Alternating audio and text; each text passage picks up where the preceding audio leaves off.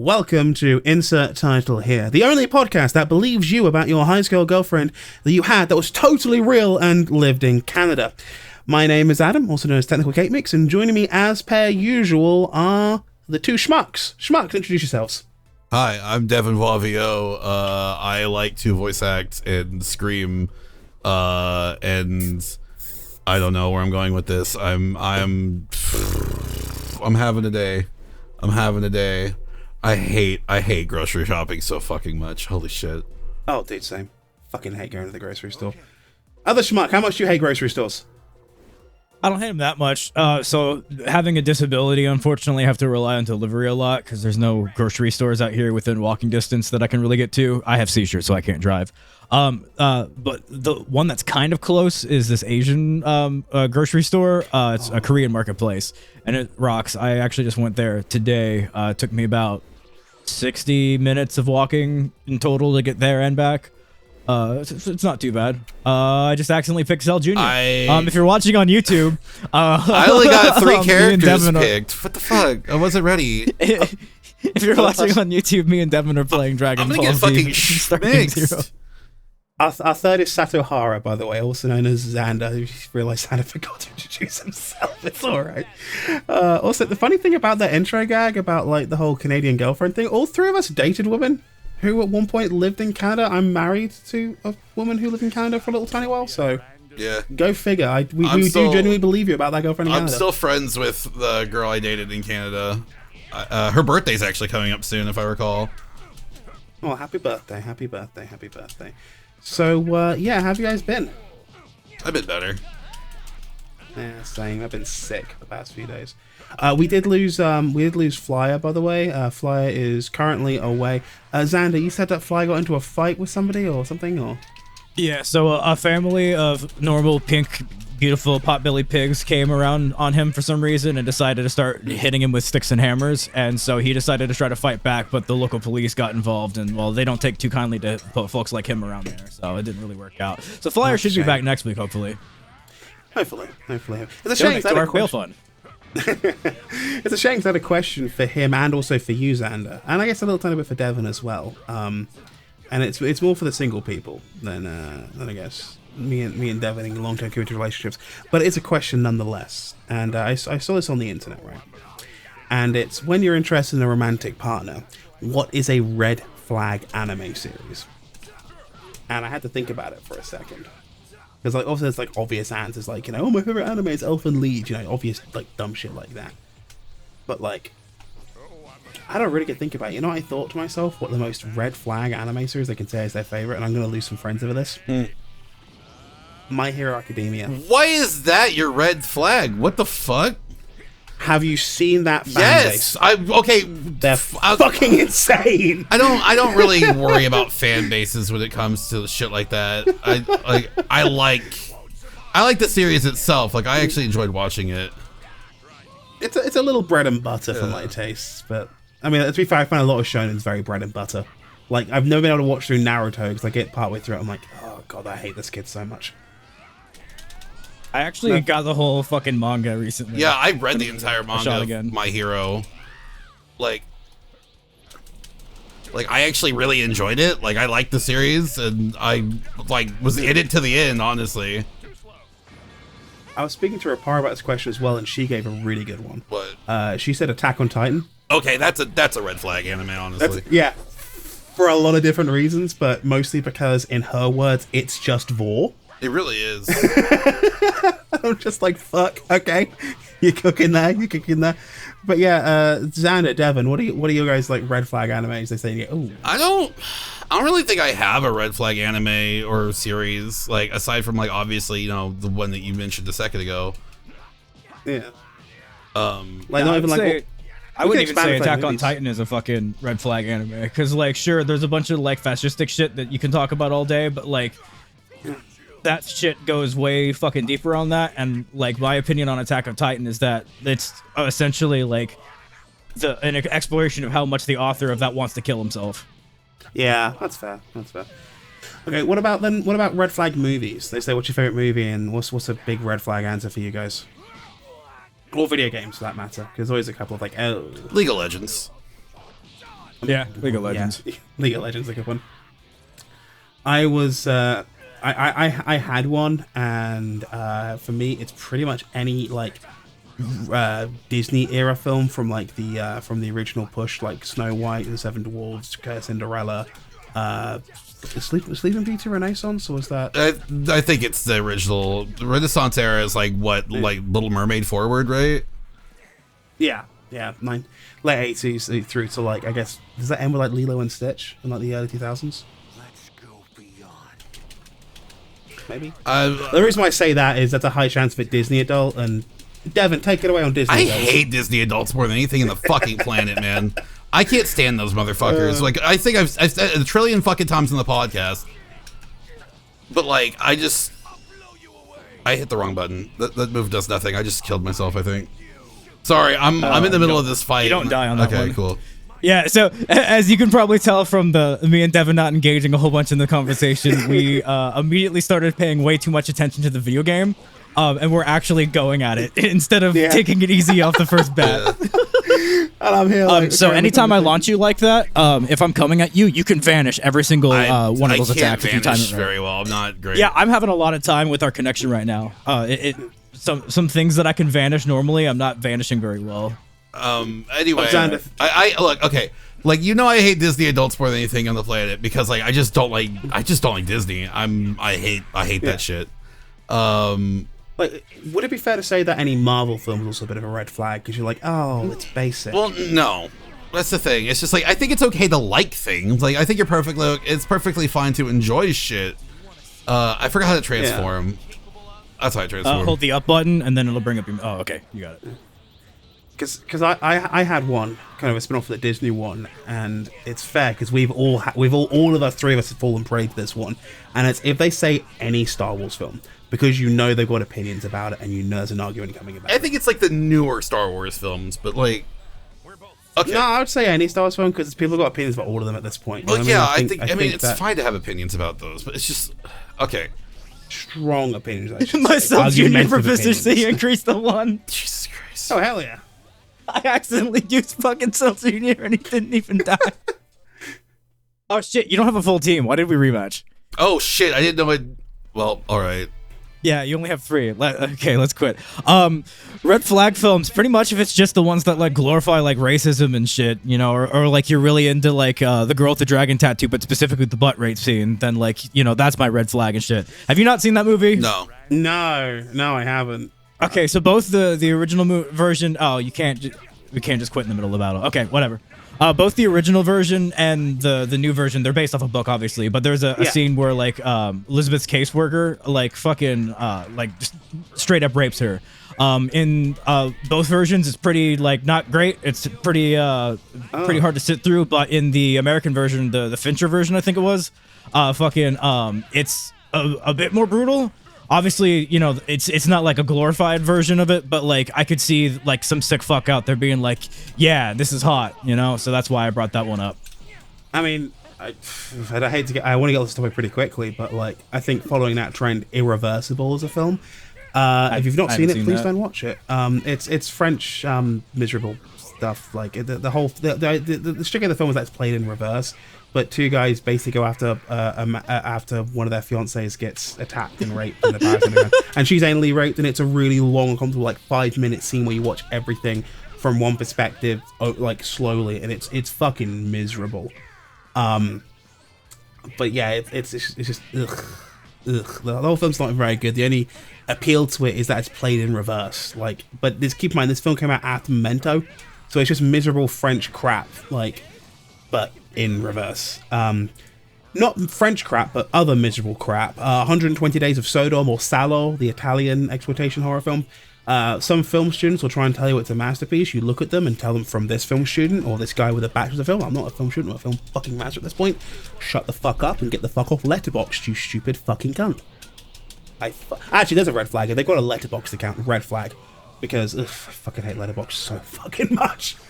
I think it's perfectly fine for people who want to voice their opinions on the internet. I mean, we've all had Twitter. That's not my issue with it. My issue is that people think they're smarter than they actually fucking are. And like they'll be like, let me look at the artistic merit of this, and I'm like, There is no artistic merit in that. Even the people who made it went, yeah, we're just trying to make the most offensive horror film we could. Like, there's literally, I don't know if you know too much about 120 Days of Sodom, but there's literally a whole scene with a corporaphiliac confessing her sins and then eating shit for 5 minutes. It's like, what? Why is this here? Followed by a whole bunch of butt stuff. And I'm like, You say a whole bunch of butt stuff? Yeah, a whole bunch of butt stuff, apparently. yeah, whole bunch of butt stuff. Like And I'm poop like, from a what? butt stuff or just like anal stuff? Yes. Oh god. All right. Well, Yeah. this has been Yeah. entitled here. Wow, That is the fast. fastest one of these ever done. 10 minutes. Woo! That's a new record. That is a new record. That's a new record. Yeah, no, I think that's a fair red flag because I should explain my distaste of Letterboxd. It comes mostly from I really don't like film Twitter that much. Oh, I fucked up. But so to explain my distaste of there is a big cognitive dissonance I've noticed between people who studied film and people who think themselves as amateur critics on the internet. And this is not me saying you're a bad critic or something like that. This is me pointing out that typically the people who get this pretentious film Twitter does do not survive long in film classrooms, be it in theory or practical. Because if you go to the average film classroom, take like a third or a fourth year bachelor's degree, right, and you ask them, like, what are the favourite films you watch, the most recent stuff they've watched, they probably watch some absolute nonsense, like, just absolute crap, like Killer Sofa's probably going to come up at least once. The recent classics right now, like probably The Shining or whatnot, yeah, I rewatched The Shining recently, kind of good fun. They're not going to come out with, like, random crap. They're going to watch everything, and probably enjoyed a fair bit of it too.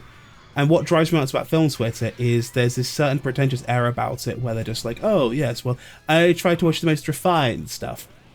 And they'll be going about like Ingmar Bergman's Persona and trying to compare the themes of Persona and Identity to the themes of Captain America: The Winter Soldier.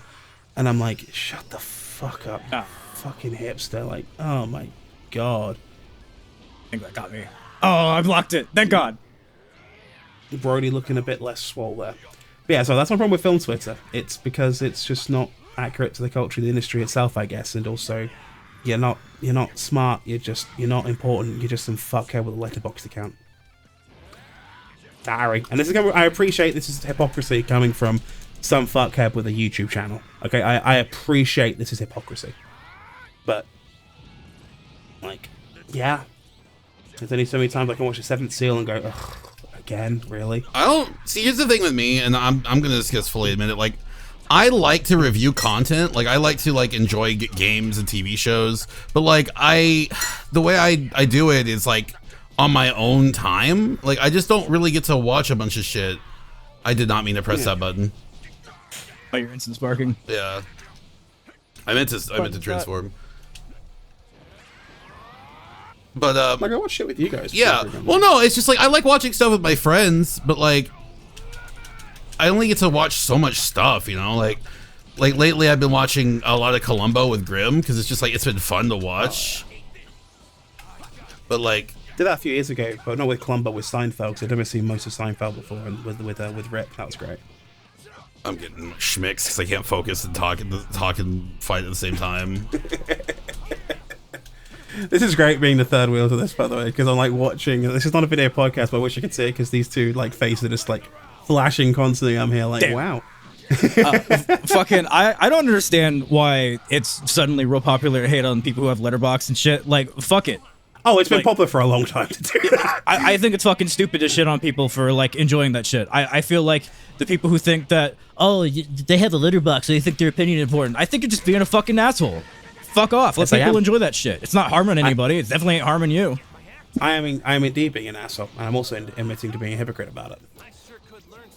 Well, I'm not just just that- talking about you. There's just like this huge like fucking like just the Letterboxd is your opinion, blah blah. It's like everybody fucking wants to talk about this shit. We're three white people fucking, well, two white people and a Hispanic person who's also Jewish. Fucking Don't ask me how that works. It just works, okay? well, Sephardic Jews are a lot of them are Hispanic or from like actual Spain and shit. There's a bunch of different like sub tribes of Judaism. We're not getting into that here. But like, you know, we have this stupid fucking internet show where we talk a bunch of stupid bullshit that nobody actually cares about. You know, this is like, fuck it. It's fun. People like putting their thoughts together and shit. Nobody thinks they're like doing some profound fucking like, you know, like video essay shit when they write on Letterboxd. Most of the ones I see are just like, I watched this while taking a shit. Really helped it come out. 10 out of 10. You know, it's not harmful. Sadly, I see the opposite. Where they think they're onto something, and they're like, "Wow, I'm gonna analyze through theory. I'm thinking I'm gonna analyze this through through the look of Laura and Mulvey." And I'm like, "Have you actually read Vigil of the Pleasures?" Because I have, and I think you read chapter 1 and you didn't read the rest of it, did you? But I'm like, okay, fair enough. And the other one that always drives me nuts as well is when you get people who are just like, yes, so I'm going to talk about Final Girl theory today. And I'm like, oh, are you going to cite Men, Women and Chainsaws, the book by Carol Glover that actually gave us this theory and how it built off of Laura Mulvey's work? Oh, no, you're just going to complain that, you're just going to complain that your favorite girl didn't make it to the end. Oh, okay. All right, fair enough. I don't know, man. I think that's the disconnect here. It's the bit that bothers me because I've had the training in this stuff and I have the educational background in film. Mm-hmm. And I think that's where my distaste of Letterboxd comes from, because it's just kind of just like, you're not as smart as you think you are. Can you just stop, because you're not breaking any new ground. You're actually kind of looking like a dumbass. Thinking from an academic standpoint. Like, well, I was trying to say, sorry, I should not be playing this game and recording the podcast at the same time, because I'm not great at keeping my thoughts alive. You guys are gonna see us take a break from the game for a little bit, just so we can actually engage Adam in this one. The thing with enjoying content and then also being a content creator and then also being someone who criticizes said content, it is a disconnect on all three levels, I think. So take it from the most normal base standpoint you can as someone who just enjoys content, right? You are someone who just watches stuff you like to watch it, you like to take a moment and just watch a movie every now and again. Basically my father-in-law, that guy will watch any movie that comes out that he can get his hands on, because he likes to watch movies. He's a big movie buff. He watches all sorts of stuff. Now, does he take stuff down at the base level, and does he break it apart, and does he go in on theory crafting things, or does he review this shit? No, he just likes to watch the movies, and then he goes on to the next one. He is what Stuart Hall would call a passive audience member. He's just taking it in as it comes at face value and enjoying it. Yeah. He just likes watching movies. I literally caught him today watching the Avengers, the second Avengers movie, and everyone anyone who likes the Avengers usually doesn't like that shit. Doesn't even like that one. So that being said, and then you've got someone who is in content creation, right? All three of us, all three of us are content creators. I hate saying it, but it is factually true. Yeah. Whereas, we're all on the podcast where I wouldn't say this podcast is made for reviewing media. It's for mostly getting our thoughts out there and just coming together and yapping about shit. But it's mostly for us once a week to have a group therapy session. Essentially. It is also one of those things where it's just all three of us enjoy content, but we also look at it in different ways. Me personally, I don't have a lot of time to really sit down and enjoy TV shows or movies or anime or anything lately, because I'm so busy with work. And then when I'm not working, I am working on voiceover stuff. And when I'm not working on voiceover stuff, I'm streaming. And when I'm not streaming, I'm doing something else. I'm usually super busy. Most of my content or most of my fun time or just getting to just interact with stuff is through gaming. And so for me, it's I like to have video games that are a lot of fun, video games that I can constantly go back to, video games I can play with friends, long storied games. I have to set aside time to sit down and play through a chapter or two, because sometimes I just feel I'm not going to have the time to play through them. Case in point, I started Super Robot Wars 30 3 months ago, and I just got so caught up with other shit I haven't gone back to it. I have not had the time to sit down and play it. I have Live Alive and I can't go back and play it. But when I do play those games, when I do read those stories, when I do watch TV shows, I also like to engage with them at a point where did I take anything away from this story? Did I learn something from this story? Am I a better person, or am I a different person than I was before I watched this?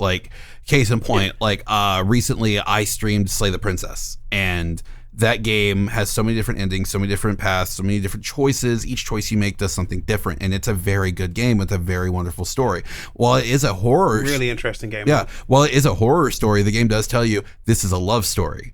And I gotten two different endings at this point. Like, not, and when I say endings, I mean endings. Like, I've gotten like the 4 princesses, and then I got to the big thing at the end, and then the ending choice I get to make. So I did that, and I really enjoyed it. I had a fun stream with it, and I'm actually really happy I played that game, because it's just like, it made me think about my interactions with the people I care about and the people I want to be around, and how I treat them. You know, because I've entered this point in my life where I am friends with a lot of people, and when I say a lot of people, I mean like a lot of people want to hang out with me and talk with me and do stuff with me. And like, I just got offered like some voiceover stuff to do, or, you know, right before we start recording the podcast. I'm just like, I have to make time to do that after the podcast, and I already made plans to do something else after the podcast. So it's just like, you see where I'm having to juggle all this shit, but I want to be able to treat all of these people equally. And I have to understand like that can't happen. Sometimes I'm going to make the wrong mistake or the wrong choice, and something else is going to happen that I wasn't expecting. And you relating the lessons of that story would make you to go back to what Stuart Hall said, would make you an active audience member. Exactly. You're taking in a deeper meaning from it. You're looking for that deeper meaning. Maybe not intentionally finding it, but sometimes you click into it. It's like when people start talking about, again, I'm going to use The Shining as a great example, how it's actually about the Trail of Tears and particularly Native American rights. And a great example is Slay the Princess there, because that was a really I did watch that stream. Didn't speak much in the chat because I was just watching it engrossed the whole time, because that's a really fucking interesting visual novel. It's a visual novel. It's really interesting one though. Really, really well written. I do recommend it.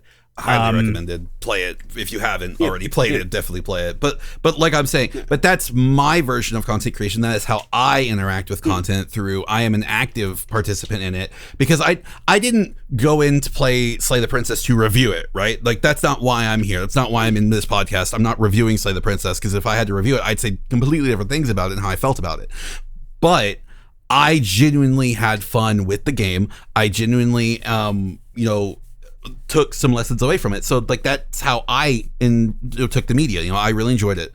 Whereas you've got someone who is like Adam, and you do your content. You are a reviewer. You review things. You go in depth with the content more than most people would, and you end up like doing more than what like other people do. Like you take notes, you go back, you do your research, like you do all sorts of shit that just most people do not do. It also doesn't help that I've been academically trained as well, because my big thing is that I look at it from an academic lens, but appreciate it's been over a year, sorry, eventually, all right? When I make a video, my whole thing is I don't want to sound like a lecturer. I don't want to sound like a university speaker. I don't want to sound like a teacher. I want to try and convey the information I'm trying to give you with a little bit of humor, so that way you remember it. Like, I think one of my best performing videos of the past few years was the Pokemon Gold video, right? And a lot of it was just because some of the jokes really landed really well. Like, what did I name my Chikorita? Subscribe. Yes. It's why everyone, it's stuck. It's because it was subscribed to Chikorita. And like, what was the MVP of that run? The Quagsire. And I'm talking about what do people remember about that in that entire review though? The criticism I had of Gen 2 that the power creep is ridiculous in Gen 2. And I agreed with you on that. People went, oh no, hang on, I remember that. He's right. Yeah. It's just like the level jump is ridiculous between the last few gyms there, particularly once you get to Kanto. And Jesus Christ, Red is ridiculous. Holy shit, Red is ridiculous in that game. And yeah, like people remember that because they remember the stupid shit. They remember like me naming the Quagsire Puddles and Puddles being the MVP that ended up carrying me throughout the rest of that run.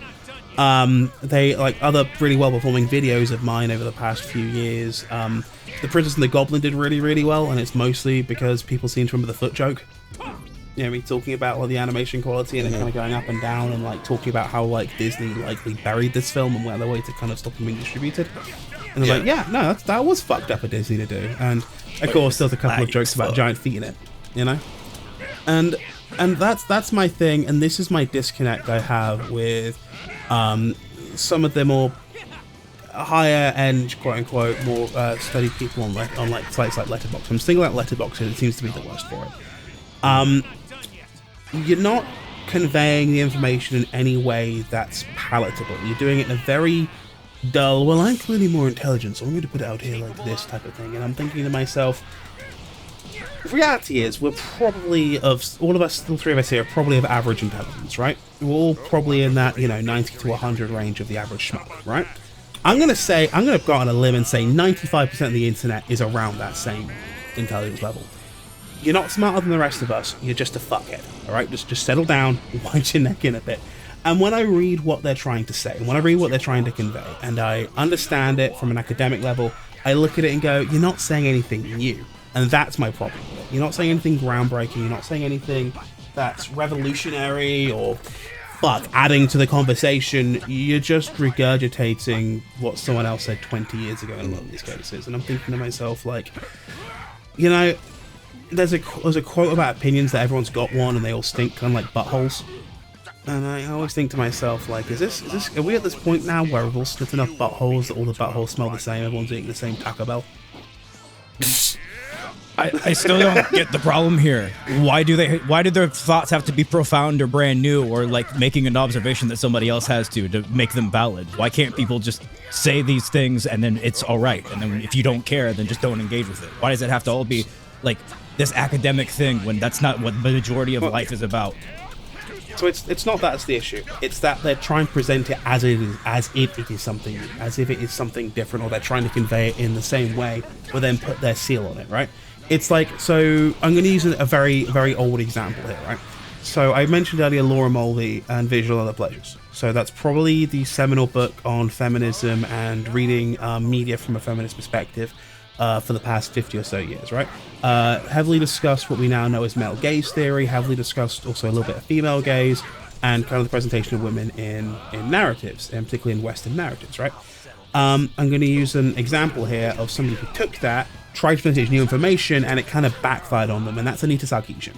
Because she took that with her trope. I don't want to even talk about her on this thing at all. Yeah. Let's just drop that right there. Yeah. I don't want that name mentioned on here. I'm censoring that. Fuck that. Editor, remove that entire section and play a donkey. We snaw. I'm not fucking touching that culture war bullshit with a fucking 100,000 football. Yeah. But I thought she was criticized academically because she basically took that and, hey, this is my original research. I went, no, it's fucking not. But yeah, we can get this topic if you want, so we can get this topic and go to something else. It's just, I don't get the point. I just think, I don't think anybody's trying to be profound. Nobody, like, there's like a subset of people who think that, like, oh, like, surely I am making observations that, like fucking Dilbert guy. Like, he thinks he's fucking making all the sorts of revelations all over the place. And yeah, people like him exist, but they're the minority. Why was my Gohan moving without me doing anything? What the fuck? Our connection's all fucked up. But fucking, like, a vast majority of people who just, like, fucking do that kind of shit, it's just fun. They're not trying to fucking change the world. They're not trying to fucking, like, get a writer's job or any of that kind of shit. They're just, they're there. I feel like, if they're having fun, if it works for them, if that's what they like, fuck it. Not hurting me. Have fun. You know what? That's also fine. That's completely fine. Have fun. Just, I think there's also this dichotomy you see on the internet where people believe that they deserve the right to be heard. And this is going to sound fucked up for me to say, not every opinion's worth listening to sometimes, And I feel like just because you put it in writing and formatted it well with correct grammar doesn't mean it's actually worth anything. It's kind of that infamous, that macro response of, wow, this is worthless, with their character from Gravity Falls holding the piece of paper or whatever. And I feel that fucking God! I used Wild Sense like twice. It's not even that. Okay, like, I should be able to respond to it, but this thing's just like 5 whole fucking seconds after I press the button doing things. Okay, I'm gonna do a random topic change. Why the hell is Goku wearing the Saiyan? It's not Goku, that's Bardock. This isn't fucking Goku. Oh, it's Bardock. Sorry, it took me a second to realize it was Bardock. Sorry, I'm supposed to think Bardock with the Scouter on. He could. He doesn't have the Scouter or the bandana anymore. Apparently, I don't know why. This is how he looks in Super Broly. Yeah, I just don't understand Okay. why they did the change. Because like Bardock without the bandana and Skeletor is just fucking Goku. Sorry, I was like, what? What's the they run out fucking video memory or something for a bandana? No, it's an alternate outfit. Okay. Yeah. Okay. This version of Bardock is specifically from the Dragon Ball Minus manga, or whatever the fuck you want to call it. It's also like, I don't remember exactly. It was also, he's a Dragon Ball Super Broly is the other way he looks. Sorry, I'm trying to form a coherent sentence while also fighting Xander. It's very hard because he's good at this video game and I'm not. That's fine. Just one of the things about this game I always find amusing is like how many like different versions of the same character there is in these games. That was a complete fucking an utter whiff. Oh, dearie me, dearie me, dearie me. That's definitely. Yeah, different topics. Don't get me off this. Yeah. Different topics. Well, no, I When want the to. battle's ended, I'll be able to figure something out. Yeah, Until well, then, when it okay, I do want to finish what we were talking about because there is an answer to Xander's question. It's just like, why is this a big deal? The thing with Letterboxd is that like, yeah, okay, is it okay to have your thoughts out there on the internet and be able to like, you know, talk about media you enjoyed or didn't enjoy? Yes, I think it's perfectly fair to be able to do that. That being said, people on Letterboxd think that because they have that account, their opinion is more important than anybody else's or some shit like that. They think it's just like some god came to them and allowed them to talk about fucking content and stuff, you know, in a more eloquent way than anyone else gets to, you know what I mean? Broly, I'm so sorry you're getting sauced right now, man. I apologize. But like it's just Letterboxd is like just one of those accounts I'm just like, it's just like I would never have one of these because it's just like I don't care. but again, that's like one of those things where that's the minority of users. You're letting like the a very small portion of dumb assholes like color the entire perspective of like people just joining this website to have fun. It's, you know, it's not any different than like any other fucking like thing that we start like getting into. Is like, oh, they're eating Tide Pods. It was like the 5 kids ate Tide Pods, but like it became the meme, you know? Well, I think also a lot of it is the culture of Letterboxd isn't that great. Like, look, it's very, very compared to some other places. Like, I'm going to use Rotten Tomatoes as an example because Rotten Tomatoes is very, very, very as well.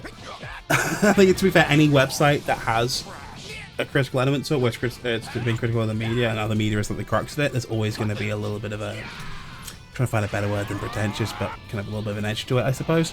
IMDb was infinitely it for a very, very long time. For God's sake, The Shawshank Redemption, I think it's still the #1 film on the top 100. And would I say it's the best one of all time? No. Well, I say it's good. It's good. But I wouldn't say it's the best one of all time, you know? I mean, I've never seen it, so I don't know. Shawshank Redemption? Yeah, it's a good film. Yeah. It's good. You watch it a couple of times, like, oh, yeah, I get this. It's one of those things you've definitely seen referenced more than you realise. No, I'm aware, yeah. It's like, I think it's one of those things people, you know how like some people who, like myself, who never like didn't grow up watching SpongeBob, watch SpongeBob and go, oh wow, yeah, I get these jokes all of a sudden now. I know where this meme came from. That's like 5 episodes of SpongeBob.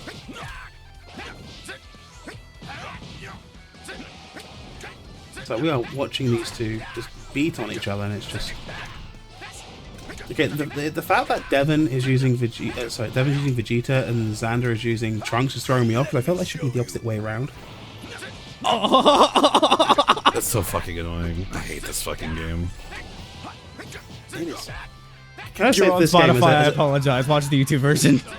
Yeah, as a third-party observer of this game, it is very hard to follow as a third party.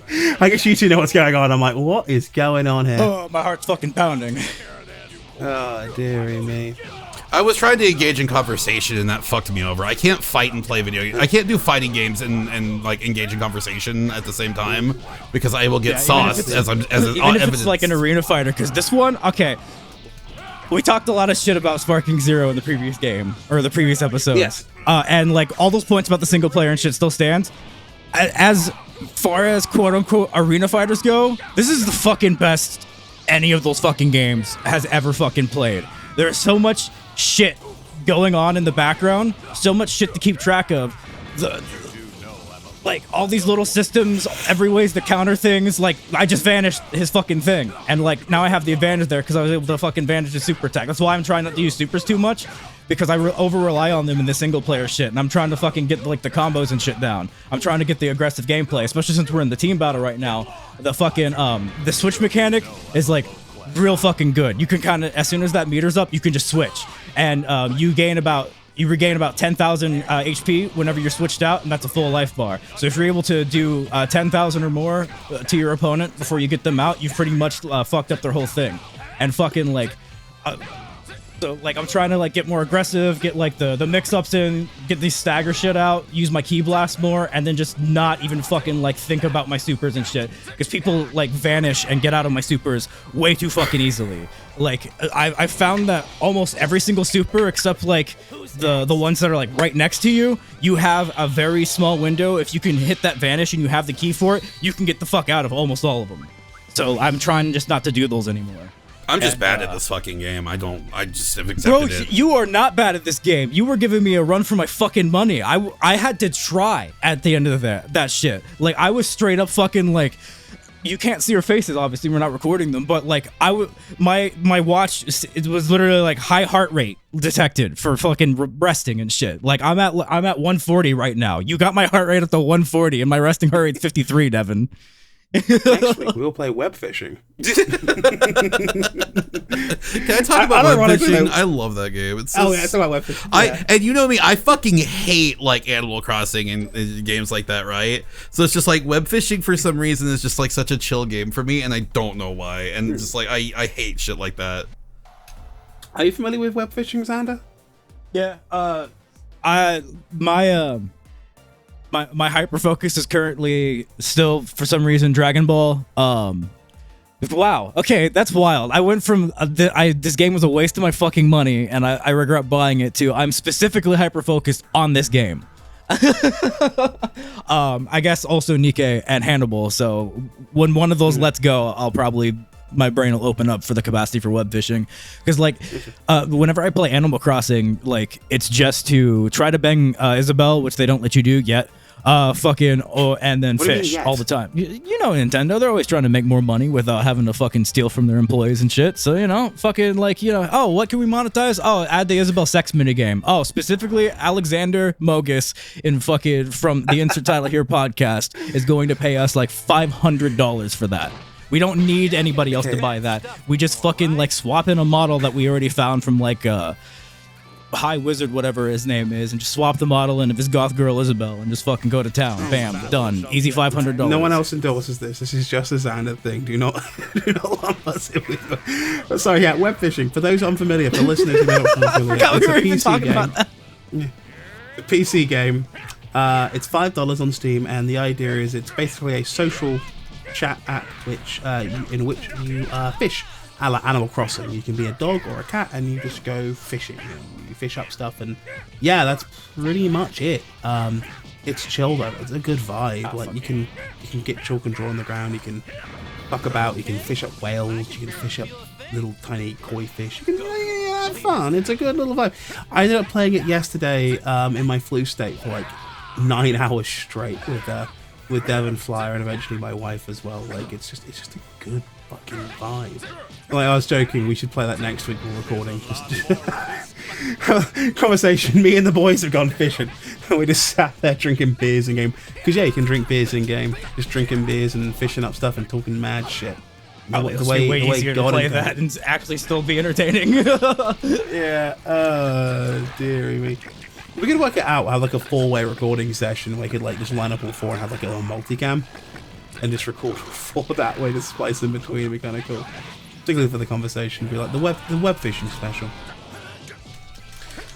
Web fishing is just a lot of fun for some fucking reason. I just don't understand why. It's just never been my vibe to play those kind of games because they've always felt like chores to me. So it's just like playing that game and just having a good time with it is just like it's just not something I'm used to. Do you think it's because the writing of that game is very, very millennial, for lack of a better word? I guess. So, Zan, to explain, whenever you get a fish, it gives you a little caption, like a brief description of it. I've watched them play it. I'm familiar with the game. Gotcha. Yeah, so I think my favorite one is when you get a rainbow trout. Yeah, these fish are gay. Good for them. Good for them. Like, just shit like that. And a lot of them are memes, a lot of them are silly. Like, oyster, I hardly knew blah, blah, blah, blah, blah. You were right below me. Why did I do that? Probably thought the tracking would account for it. That's what I get for thinking. Yeah, once I'm starting to get used to the way this game does tracking and shit now, and it makes more sense when you understand the rules, but it makes no effort to make you understand the rules. I was wide open with the gut punch. I can't recover after that gut punch. Devin, I couldn't switch. You know, something on the average Rainbow Mika player, Street Fighter 5 era, Devin, which I mean, don't think, just hit button. Just hit button and play. I hate this game. I might actually just alt F4 out of this because I'm getting frustrated. No, we can stop going so hard against each other too and take it more casually. I don't know. I don't ever do anything casual. You know that. Yeah, I was trying to play casual, but but I keep having to defend myself every time. God damn it!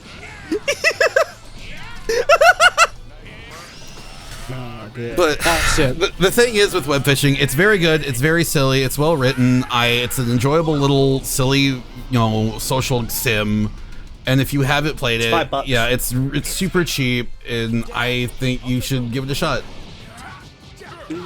Man, it's just a vibe. Also, the developer's a little shithead, and I love him. I can't switch. I don't know what button. It's just I can never get the button. It's to the go. left. Yeah, button. it's so dumb. And yeah, it's a silly little developer game. It's fun. I was playing it today with some friends on stream, and it was just like it was a good little time, because it was just like super chill. You anything good? No, I was being silly. Gotcha. I know of last night Flyer was in with us and loaded up the guitar. I was loading up midis of all sorts of nonsense. And I was just like, okay, let's see how this goes. Oh god. I've not actually bugged around with the guitar in that game. Have you at all, Devin? I have the guitar, I just haven't done anything with it. Which I'd never because an actual guitar thing, it'd be kind of funny letting Xander go loose with it, see if Xander can play guitar in the game.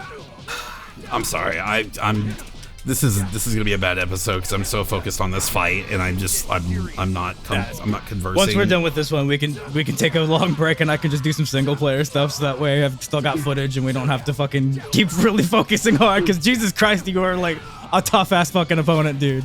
I know you're getting frustrated, but Jesus fucking Christ, this is the most fun I've had in a while. Yeah, I think we're okay. I think we've had a good conversation so far. We've had a good disagreement and a good agreement.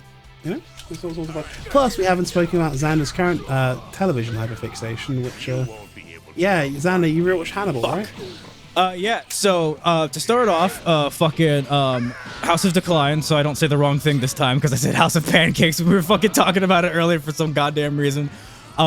They posted this comic of Will Graham and Hannibal Lecter discussing Vegeta from Dragon Ball Z and his redemption, and if Will Graham deserves redemption as well. And it unironically made me start. Jesus Christ! Unironically made me start fucking rewatching Hannibal. First season's very good, but it's the first season, and I'm starting to realize now that I'm older in life. Jesus, I should have just held guard instead of mashed because I was trying to vanish it, but I should have just held whatever. Gohan time. Pretty good. It ends pretty shockingly. I'm not gonna spoil anything for people who haven't seen it, even though it's like fucking over 10 years old at this point. Yeah. Fucking. Also, the book it's based on is like 30, 40 years old. Like, I've never seen the series, but I've watched the films with Anthony Hopkins, Red Dragon, Hannibal, and Silence of the Lambs, and I've also I've read the books, like Red Dragon, Silence of the Lambs, and Hannibal as well. I've never read any of the books. I've only ever seen Silence of the Lambs, and I didn't like it. And then, you didn't like Silence of the fucking Lambs? No, I didn't like Silence of the Lambs. I don't like Anthony Hopkins Hannibal. I don't get it. Like, nothing against them, and I'm glad all the people who like it. But and I watched that before I had watched like the Hannibal series too. So it's not like the series is like coloring me or anything. There's just I just don't like it. It just seems like And it's probably that trope. Seinfeld isn't funny. If you go into like TV tropes, that was one of the tropes at least back in the day. I don't know if they changed the name to like Family Guy isn't funny or some shit now.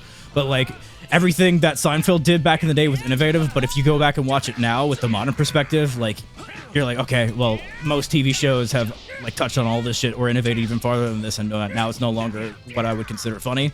So it may be like a version of that. It's why I wasn't into the Anthony Hopkins like Hannibal. You know, like other people probably aped his performance and all that, and that for like a while. I'm just used to that. I'm using a lot of filler words because Devin's going hard on me again. But fucking.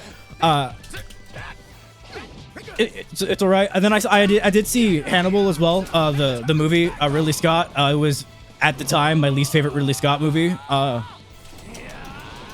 it's probably Exodus, Gods and Kings.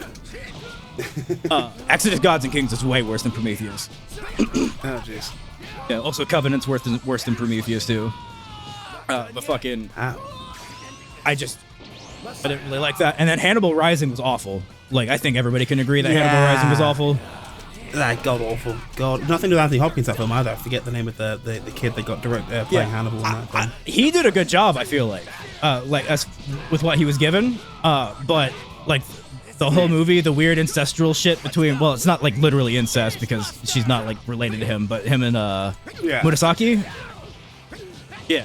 Mm-hmm. His uncle dies and all that shit. Like well, I mean, the whole thing at the beginning in Russia with the sister, not Russia, somewhere in Eastern Europe with the sister, you know, it's definitely a bit of Lithuania, where they force him to eat fucking Isha. Like, you know, that's all fucked up and dandy. And like the beginning of the book, at least, is kind of interesting.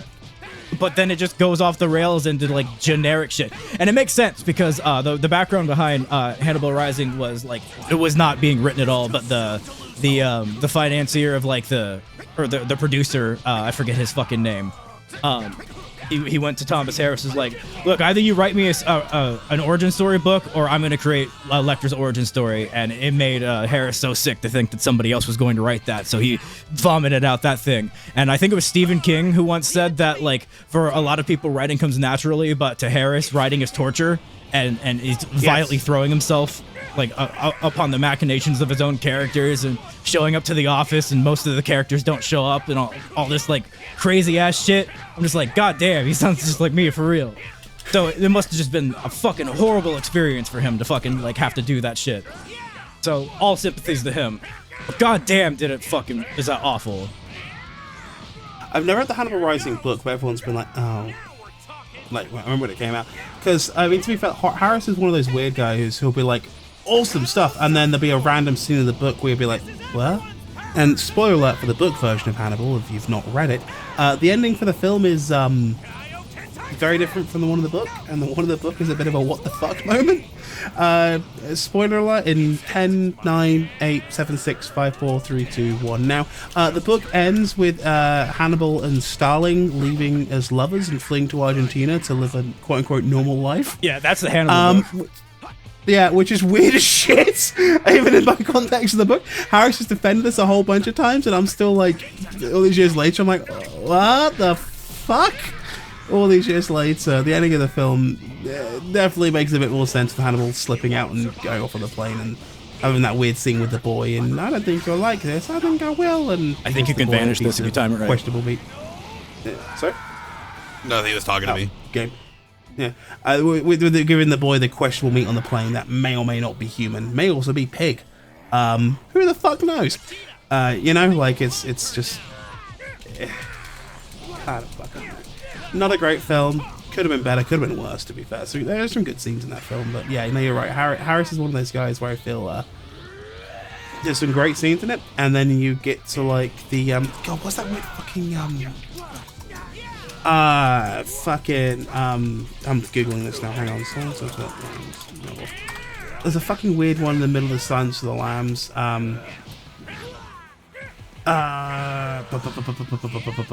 Where he's talking.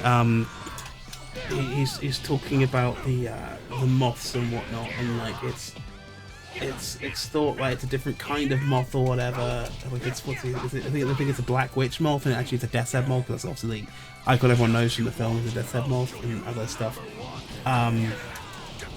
God.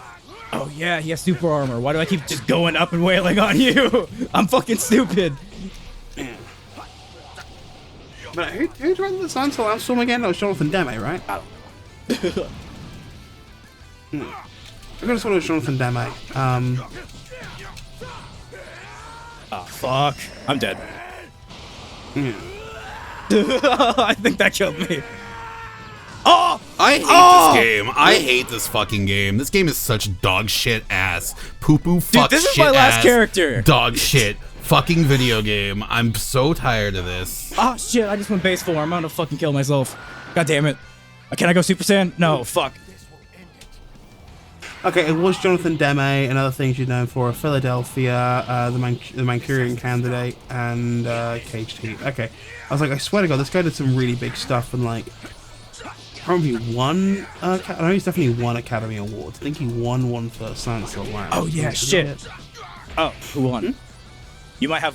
Oh my God! It was down to the fucking wire. We just timed the fuck out. Sorry, Adam. Continue. We're gonna stop playing for a little bit so we can engage in this conversation a bit more because we're fucking 15 minutes into this and it's been mostly the Adam show. I was just googling Jonathan Demme and I was just kind of like, what did this guy direct besides Silence of the Lambs? I know he like won Oscars and stuff. Well, he won an Oscar for Silence of the Lambs. Yeah, Philadelphia, the Manchurian Candidate, Caged Heat, some other pretty good stuff there as well. Philadelphia, great film, recommend it by the way. Probably Tom Hanks' best performance in my opinion. Is that the one with AIDS? Yeah. AIDS. Yeah, he's God, I'm too straight to make these jokes. I'll let Xander make these jokes for me. Yeah, and he I forgot. I think he died a few years ago. Jonathan Demme. I think he died in like 2018. I'm gonna be honest. I have no idea who that is. So you're the one with all the knowledge on this one. Phil, director. Yeah. So he was best known for like these very long holding cinematic shots, like used in Silence of the Lambs. You know that. Long but far away and still giving details. That makes sense. You know the Blood Eagle from Silence of the Lambs, where like, they go in and they find what Hannibal's done to the security guards when he escapes from the cage in Tennessee. That seems so fucking goofy to me when he's wearing the dude's face. The first time I ever saw it, I busted out fucking laughing. Do you know which serial killer that was inspired by? No. Ed Gein. Ed Gein was a serial killer and a grave robber based in... I know who Ed Gein is. I want to say Illinois. Yeah. Was making a skin suit. The thing they don't give about that film is like Hannibal does that in like 15 minutes. To skin a face, it would take like all fucking day. So it's just kind of just like, what the fuck? Fucking okay, so now that me and Devin aren't murdering each other, as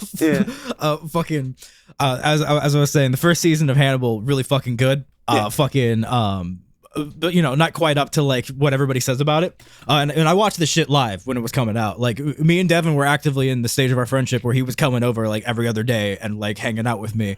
And on the days where Hannibal would be like going, I'd be like, no, I'm watching Hannibal.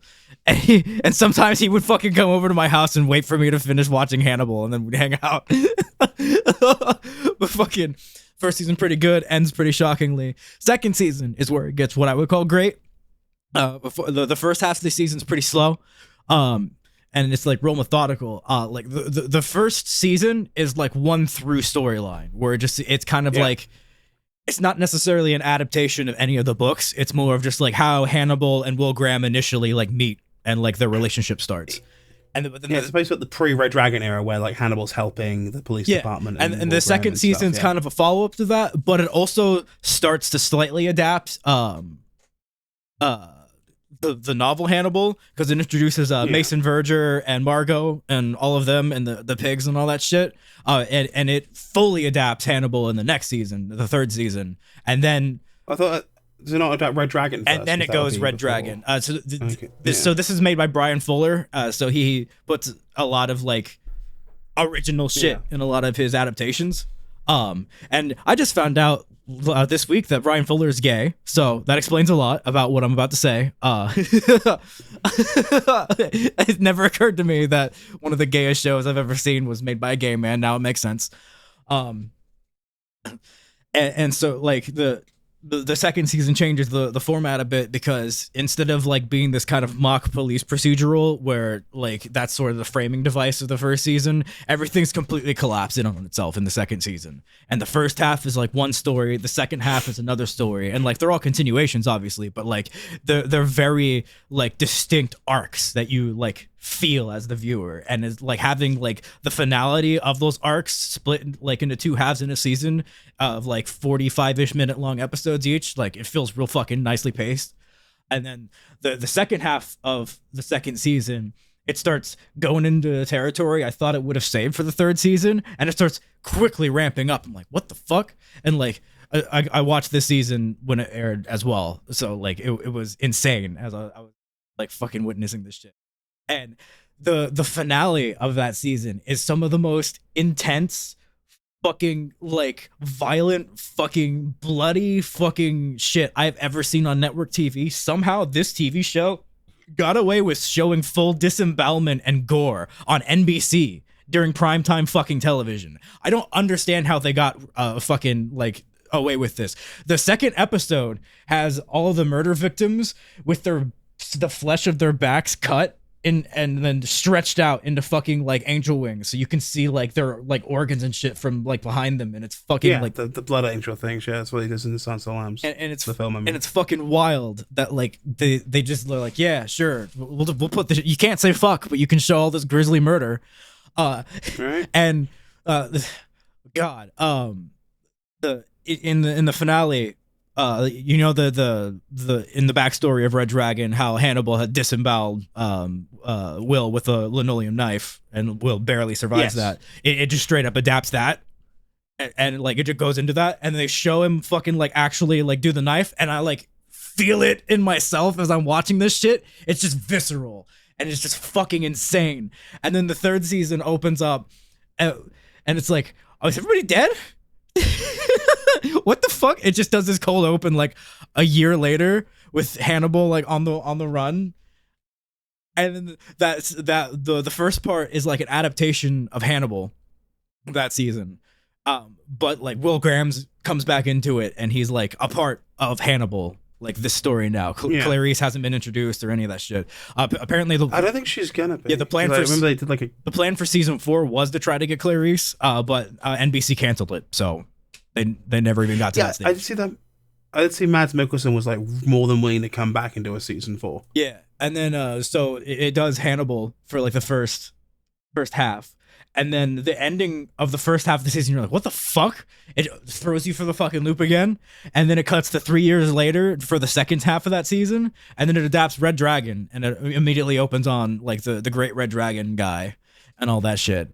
And fucking like, there's this point with the episode I watched last night, because I'm about to hit the series finale again, where he bites the lips off of another guy. And they show the full thing. And I don't know what the fuck changed between when I first watched it before I moved to Washington and now, probably getting stabbed. But fucking that would do it. That would do it. Physical violence started, and the tearing of the lips. I just fucking looked away, and I could hear him fucking screaming in my ears, and I just waited for the lighting of the room behind me to change, so I knew it was a different scene before I turned back the fuck around. And then they immediately started showing it again on a fucking recording, and I'm like, God fucking damn it. Because they did it. They did it with was it the Red Dragon film had the same thing, but it cuts away before the tearing starts. You see him screaming and the pulling, and the impossible stretching. I kind of skipped this on accident, but at the end of the second half of season 3, there's this point where this guy is starting to cut Will's face off, like with a scalpel. And like that also, I gotta stop, but thankfully that one cuts out because Will passes out, so you don't have to watch too much of that one. And then I'm about to hit this series finale, and I didn't watch this one as it came out because that was like right at the tail end of Hell World, right before Homelessness, when that shit all came out. So it took me a while to catch back up on that. But the ending to season 3 is the most insane shit I have ever fucking seen in fiction. It concludes the Red Dragon story, but then just keeps going into this wholly fucking new original fucking thing with Will and Hannibal. And it just fucking just it commits itself to the fucking setup of the next season and like cliffhangs and all this shit on like the most compelling fucking shit that I've seen in a while, like, and some of the gayest shit I've seen in a while too. Like in episode 11, Bedelia, Hannibal's ex-therapist, the blonde lady, she straight up says to Will, Hannibal is in love with you. And I posted on Blue Sky immediately, like, I don't know how I ever saw any of these characters as straight. This is the gayest fucking show I have watched in so fucking long. And like, I'm gonna sound like one of those pretentious guys who thinks they fucking like, you know, oh, this is the first observation that's ever been made that you hate so much on Letterboxd. But that show was intentionally meant to be read as very I feel like cannibalism is a metaphor for gay sex. The phrase you said exactly was Hannibal is in love with you. Again, how did I ever read these characters as straight? It's not even subtextual, and then you got a reply that says it isn't subtext, it's just text. Yeah, that's it.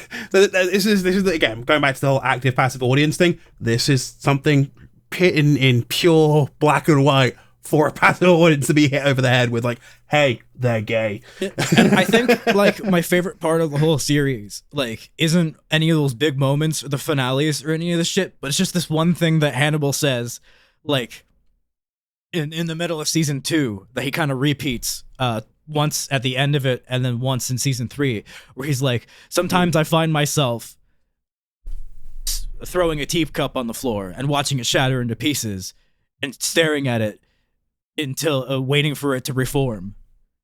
And I'm like, that shit got to me this time. And then like, spoilers for Hannibal, I'm just gonna go into it. Fucking and it's only slight spoilers. I'm not gonna give like the whole setup, but I've already said, you know, the linoleum knife thing, he repeats it to Will that when he stabbed him and he's bleeding out there, and he's like, I saw this teacup reform. And he was talking to Will about Will. Will was the teacup. And like he shattered and broke him to see what would happen. But unlike every other thing that he destroyed in his life beforehand, Will reformed. And like, so he was like, he desired to like show himself and let him know him and all that shit. And then like, when he stabs him again, and he's like, and here we find ourselves back at the moment where the teacup shatters and Will breaks again. But then he reforms again in the next fucking season. And like that's the whole like fucking like, that's the whole like fucking through line of the whole series is like. It sounds like he took the metaphor that Harris was trying to take at the end of the Hannibal book, where him and Starling leave as lovers, and actually made it something that was palatable. Because again, the end of that book, everyone goes, "What the fuck?" And like, she flashed her titty at him, and what? Yeah, and like unlike that, where it's like this weird, just gross thing. Like, yeah, there's still like some degree of like grossness to it because it's Hannibal fucking Lecter. You know, he's a serial killer cannibal, but like, there's just this. Somehow the people who made this fucking show moved me with genuine evil showing genuine love. I'm like, God fucking damn, this is good. Fuck, I'm gonna go have so much gay sex now. Have so much gay sex. Oh, sorry. Have a bunch of gay sex for the both of us. Oh my god. Jesus. I mean, I've never actually watched this season. I know how this. I know the whole thing ends with the table set for 3, and it's the woman's leg, and you know. But it's just one of those like.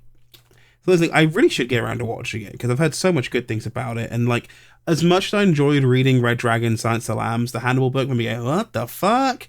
And the films, yeah, they're fine. The Silence of the Lambs was, I personally love it. I think it's great. Red Dragon's a little bit like, oh, okay. I mean, Ed Norton's here doing Ed Norton stuff. Ralph Fiennes is great as the main bad guy. The Hannibal film is, I mean, recasting Clarice Starling was a choice because they couldn't get what's her name back for the second film. What's her name again? Oh my god! I forgot her name. It's Jodie Foster. Thank you. Wow, I was about to say Ronald Reagan shooter. Ronald Reagan shooter.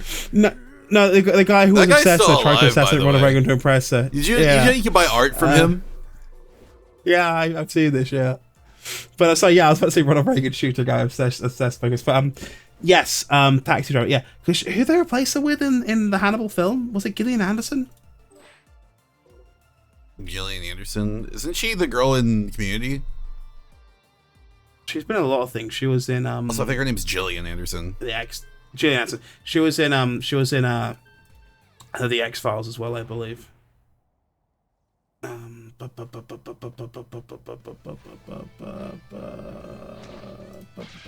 googling it now. Julianne Moore. Sorry, it was Julianne Moore.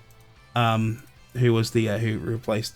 Which is a choice because, like, yeah, they look a little bit alike, but Jodie Foster kind of owned that role in the adaptation. Like, damn, she's good in it. Damn, she's good in it.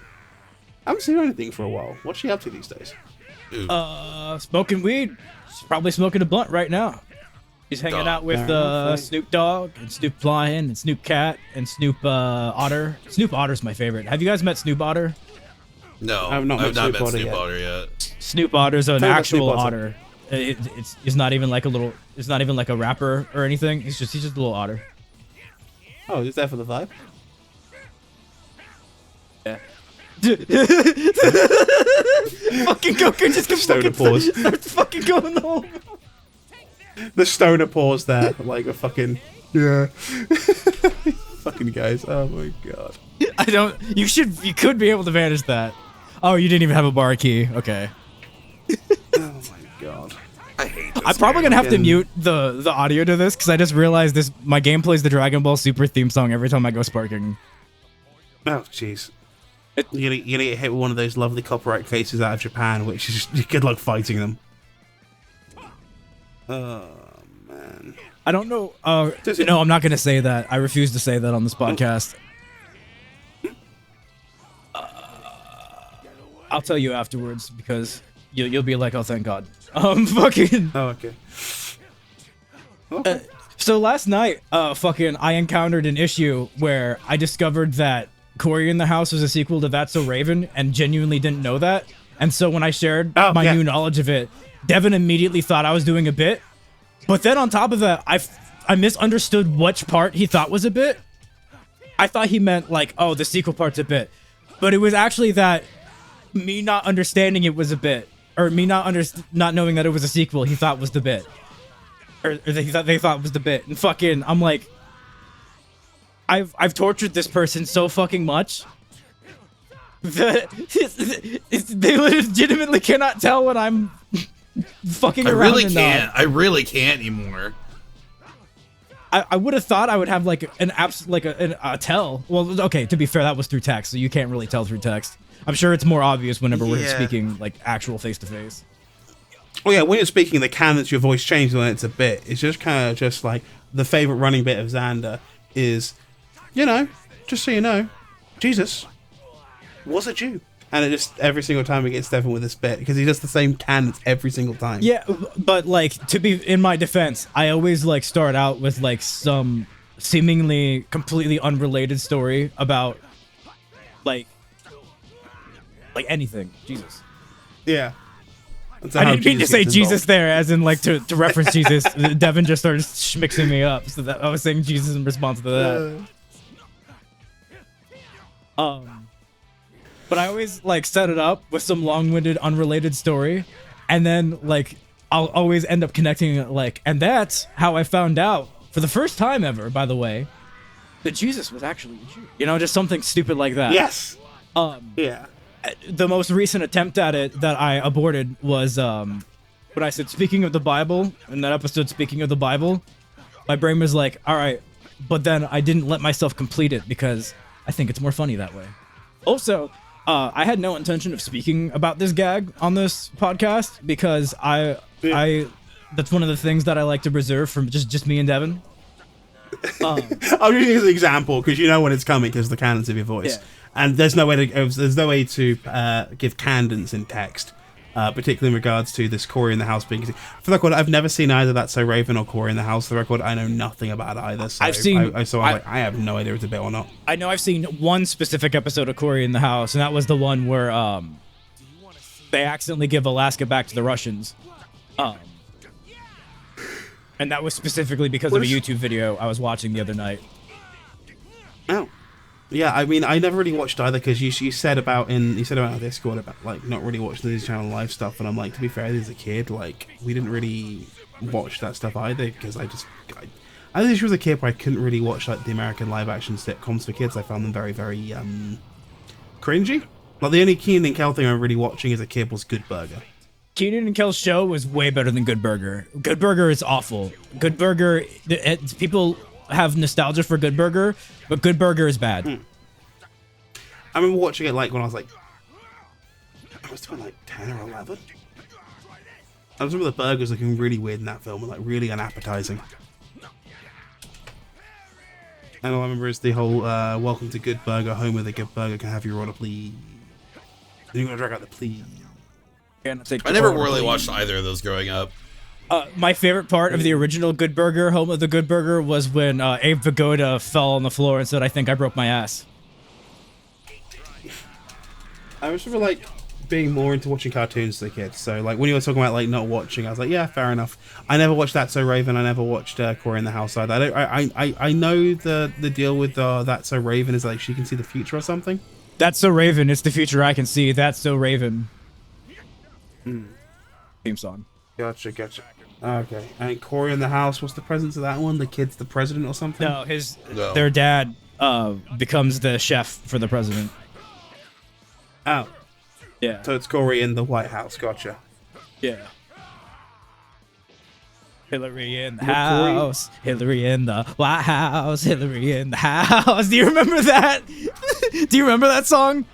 No. And he tells me off for inciting the culture war. Jesus Christ, yes, I do. Hillary's the one thing that all Americans can agree we all hate. Like, she would have been the better choice, yes, objectively, but fucking every American was also really relieved that fucking she lost, and hopefully this time she's not gonna fucking try again, because nobody wants that bitch in fucking politics. Nobody wants her fucking anywhere near that shit, or her fucking pedophile-ass husband. Get that shit away from them. The Clinton era is over. It's time for the pimpin' era.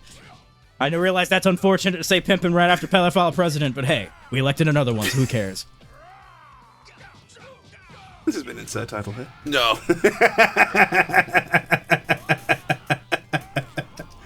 Oh, God. Oh. I'm just gonna keep matching and see what happens. That's a bold strategy, Colin. Let's see how it works out. Damn it. It's like watching two drunk people on a Friday night fight outside of a kebab store. I like playing Gohan. I don't know what to tell you. Specifically, I don't know. I don't specifically future Gohan. I don't know why it's so fun to play. He's the most dangerous man with one arm I've ever seen. Apart from the other guy. That was I kicked your face. Sorry, that's so funny. Fucking slide. Oh, I stopped characters? What the fuck? Game. Spotify listeners, I am so sorry for your experience right now. Please watch on YouTube. You know what? because Actually, this is fuck it. just- I can upload the video version on Spotify too. Hell yeah, video Spotify users. What up? What up? What up? For the three people who fucking watch on Spotify. Right? Jeebus wept. I This is gonna be a wi- I forgot Daima Goku. Why is he God, Japanese? I feel it's sticking everything. Because they didn't dub it, because when they created this at the time, Stephanie wasn't confirmed for Goku yet. They hadn't finalized the dub. No, it's good. Oh, speaking of Daima, fucking, I watched that in theaters last week. They only showed the How was first it? 3 episodes. And you could tell that the action and shit was actually starting to like pick up and get good after that. But what I saw was very well animated. I love the pacing of it. I love the fucking I like it a lot so far, and I'm really glad that Stephanie's back. Cause nothing against Colleen Clickenbeard. Is that her name? Yeah, Colleen Clinkenbeard. I don't know. She voices Gohan. I really like her as Gohan. I think she's a better Gohan. But like, Oh, I Stephanie was my Goku growing up during that original Dragon Ball run. So obviously it was Peter Calamus first in Dragon Ball Z, because that's what first aired on Toonami. Whenever I saw it was the Ocean dub. It was Peter Calamus as Goku. Then Sean Schimmel, and then when they started airing original Dragon Ball, it was Stephanie as as little Goku. And I have missed Stephanie since they changed the Colleen, and the fact that they actually brought her back has brought me such immense joy. It's like she hasn't even fucking missed a single day. I thought in the initial reveal trailer it sounded a little off, but I guess that was just audio mixing or maybe just an alternate take, because having watched it in the surround sound theater shit, it's like she hasn't aged a single fucking day. It's like she's the exact same fucking Goku. It's just Goku and it rocks. And I'm excited to see the rest of the fucking dub, because Dragon Ball's the one thing I don't watch subbed. I got some animes of that as well. I'll be honest, whenever I get around to rewatching Evangelion, I always watch the ADV dub, because I feel like that's fundamentally perfect as a dub, you know what I mean? And there's another one as well. What's the name of that anime where it's they're firefighters? Is it Baki? Promare? No, before Promare. Sorry, I hear firefighter anime, my brain goes Promare immediately. Yeah, that one I always have to watch in dub as well. But there's a few, to be fair with you, I wouldn't even watch Yu-Gi-Oh! As well. Yu-Gi-Oh! I want to watch it in dub because... I can't. I know you can't, but childhood for me was watching that and showing it to my youngest brother, because there's a 6 year difference between us. Well, no, okay. Not to be on a whole sub versus dub discussion thing, but here's the thing for me, right? It's as a voice actor, I enjoy dubbed anime. I enjoy dubbed content because I like seeing my peers and seeing the people I work with, land these roles and do a great job with them. That being said, I don't like earlier dubs, because for the most part, it's especially Yu-Gi-Oh, right? They change so much stuff. It's the 4Kids dumbing down of the content that really frustrates me and doesn't make me want to watch it. I have the same issue with any Yu-Gi-Oh series, because I know how dark and how serious they can be. I know it's an anime about card games, but that shit gets really dark in the manga.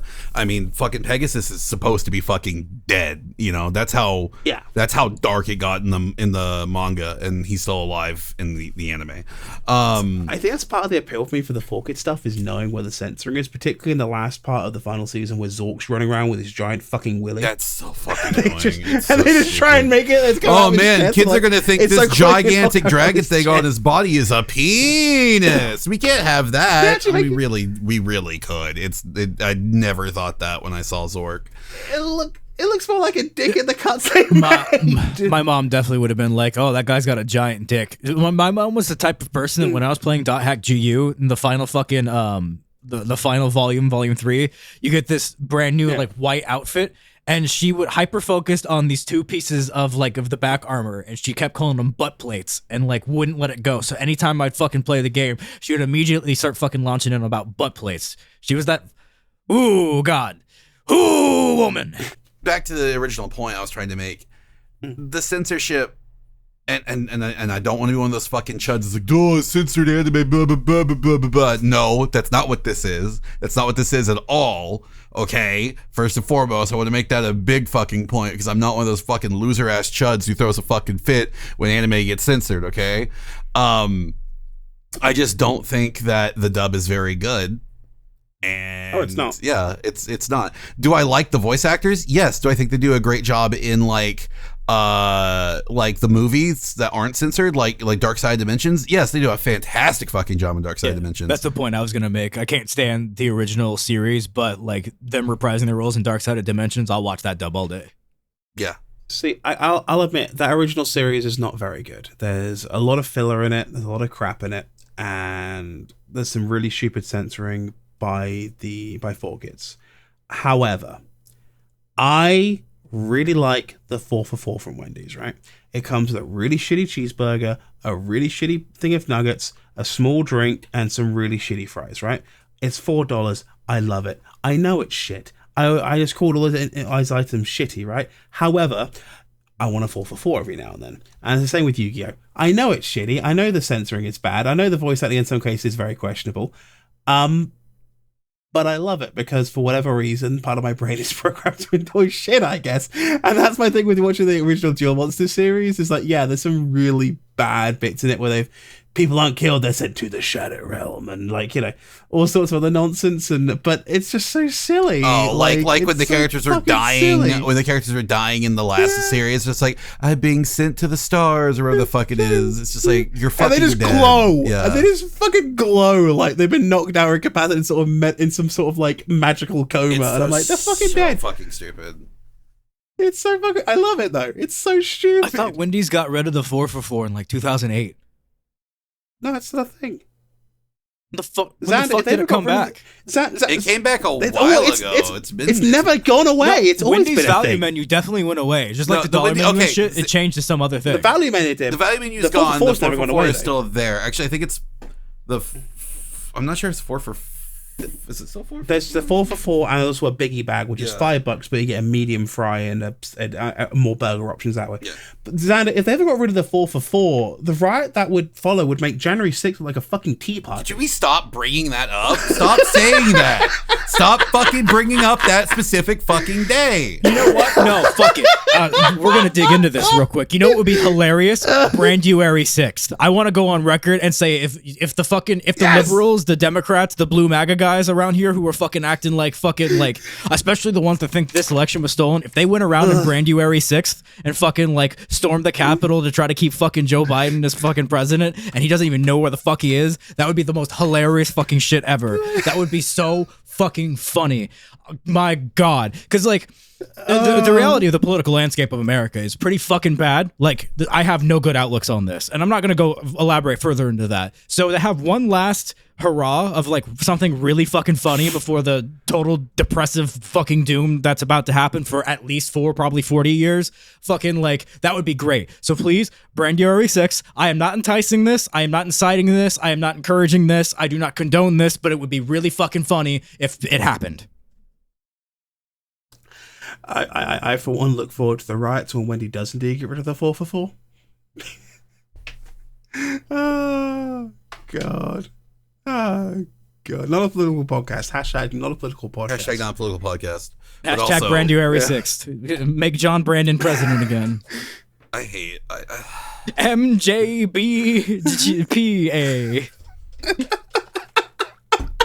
This is an insert title here.